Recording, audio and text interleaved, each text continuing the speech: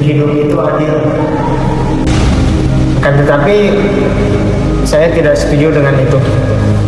Saya sering diasingkan, diajukan, bahkan dibuang. Dunia itu menurut saya begitu kejam. Saya teringat ketika saat itu badan saya terasa kaku, keringat mengucur dingin, dada terasa sesak. Saya tidak tahu harus bagaimana lagi. Saya malah diruqyah. Itulah alasan anxiety saya.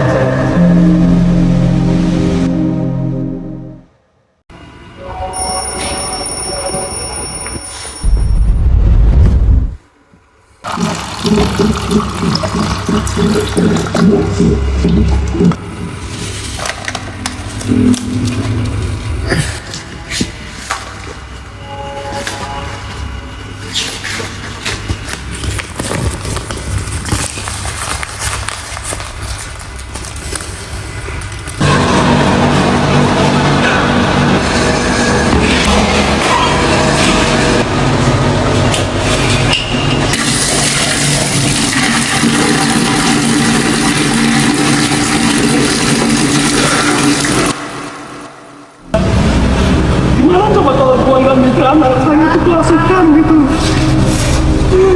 Dia tiba-tiba nangis, tiba-tiba ketawa, sama kadang-kadang dia malas sendiri nggak jelas kayak gitu. Hingga tahu nggak Pak, dia tuh sampai gua nggak ada pilihan lain buat mengurung dia dalam kamar gitu kan. Gua tuh biayain dia sendirian gitu. Cuman gua yang bisa biayain anak saya sendiri.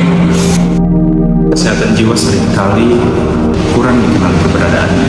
Pada beberapa kasus dianggap sebagai hal yang tabu, yang memalukan dan perlu disembunyikan, sehingga seringkali membuat akses penderitanya itu untuk pergi ke layanan kesehatan itu menjadi terhambat. Beberapa cara yang dapat dilakukan untuk lebih minim mengenali masalah kesehatan jiwa adalah dengan mengakses media sosial, baik informasi di sana dapat dipastikan media yang terpercaya. Jika diri kita mengalami masalah kesehatan jiwa, kita bisa mencari dukungan yang biasa kita lakukan. Kita juga bisa mengakses layanan medis apabila strategi yang biasa kita lakukan kurang berfungsi. Syukurlah sekarang sudah banyak orang yang peduli dengan kesehatan mental dan tidak mudah percaya dengan adanya stigma. Disitulah saya menemukan support system saya.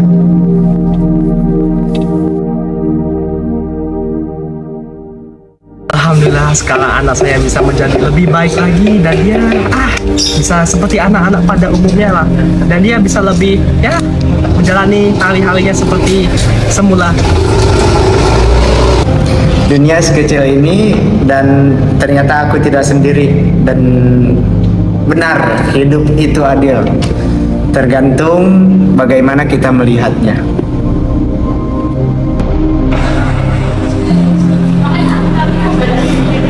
Anakku,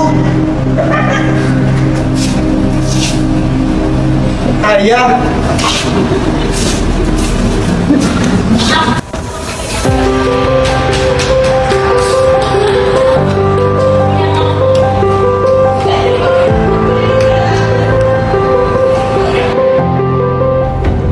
Born on the wrong side of the ocean, with all the tides against you.